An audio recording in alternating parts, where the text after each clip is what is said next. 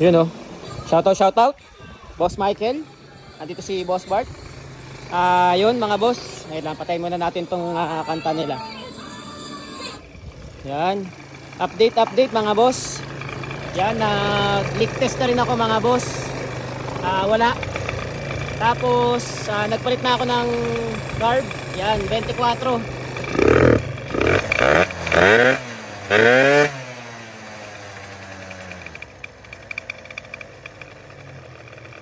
Yan, mga boss.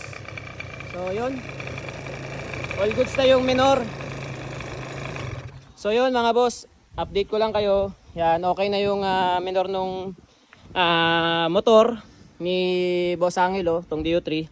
Yan, daming ang sobra-sobra sa langis. Kasi break-in pa nga, much better na kahit papano doon tayo sa rich side maski sa oil and fuel mixture mga boss, para safe tayo. Tapos ang naging conclusion ko rito mga boss kung bakit ayaw niya magkaroon ng minor, correct me if I'm wrong mga boss Repa. Anyway, magandang hapon sa inyo at shoutout sa lahat ng followers natin. So yun, ang conclusion ko mga boss, sinubukan kong approach is magpalit ng 24mm na carburetor. Kaya ito yung lagi kong sinasuggest din. Ito mismong ako itself, minsan inaano natin natawag dito. Crucial na maski ako, minsan inaano ko, binibreak ko yung sarili kong experience at knowledge para lang for the sake of research and development natin pagdating sa ating motor mga boss Repa. So yun, nag-downgrade ako, nag-downsize ako ng carburetor. Ang main jet nito ngayon is 120, ang pilot jet is 40. Okay na ang minor niya mga boss Repa. So sumusunod na yung minor niya sa gusto ko, taasan ko, tataas. Ibaba ko, bumababa yun. Nakita nyo naman yung reaction ng engine nung nagpalit tayo ng carburetor. So hindi talaga sa highly or hindi talaga sinasuggest or hindi talaga siya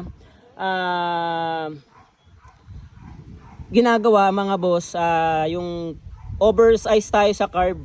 Kaya siguro ayaw niyang mag-minor kasi maganda naman yung actually maganda mag-response yung makina natin do sa 28mm na round slide. Pero anong nangyayari lang talaga, mataas yung minor or walang minor do sa round slide. Hindi kagaya dito sa flat slide mga boss Repa, nagkaroon kaagad tayo ng magandang reactions ng ating engine na sumusunod na yung minor natin. Dito lang tayo nag-adjust. Tapos yung half turns lang yung ating air fuel mixture sa pilot jet natin na 40. So yun ang naging conclusion natin, na wag nyong lakihan masyado yung carb kasi nga nagkakaroon ng ganong issue. So tinesting na natin yung 55, 52, 50, 48, 45, 42, 40, 38, 35 tsaka 32 na pilot jet doon sa round slide mga boss. Pero ang reaction niya is same lang ang nagiging response ng ating engine sa carb doon sa round slide na 28mm. Kasi technically 70cc lang to. Yan, nag-leak test na rin ako mga boss. Ayan Yan. Wala naman siyang wala siyang leak.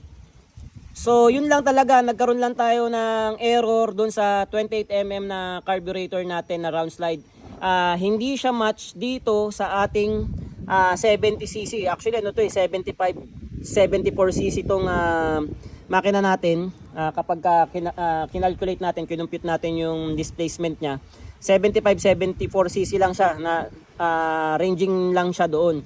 So yun, nakuha na natin yung error. Kaya kung magkakaroon din kayo ng problema, ibig sabihin lang hindi match yung inyong carb, masyadong malaki yung carb natin para sa specific engine na binili natin. Lalo na kung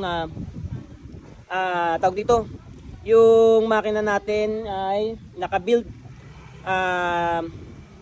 sa prosesong tama mga boss Repa. So yun, kasi base nga sa libro, base sa may mga specific sizes lang ang carburetor sa specific displacement. Ako mga boss, technically binrake ko yung sarili kong knowledge at experience na hindi dapat talaga mag-over sa ganong klaseng laki ng carb sa mga engine natin mga boss Repa.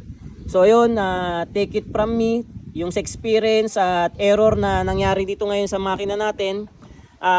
Wag nyo nang aksayahin yung oras, kaya tayo nandito, tayo isusubok para maibigay sa inyo yung information, yung mga approaches, yung mga error na manually nating sinusubukan para maintindihan natin ng mas malalim kung ano yung mga mas maganda at pangit sa ating makina, mga boss repa. Ito, ipa-fine tune ko na lang to, wala na akong problema.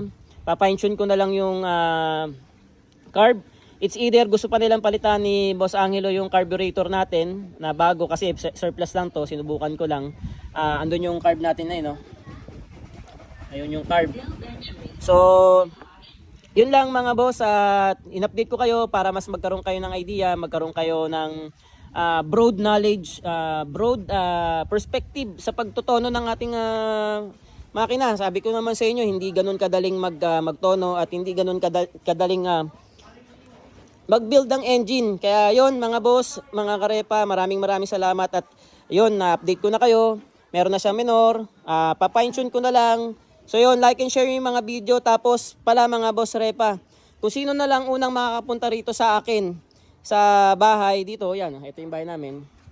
Sa kanya ko na lang ibibigay yung giveaway natin na pinrint out ko na ganito kakapal na mga tungkol sa libro ni Graham Bell, mga boss.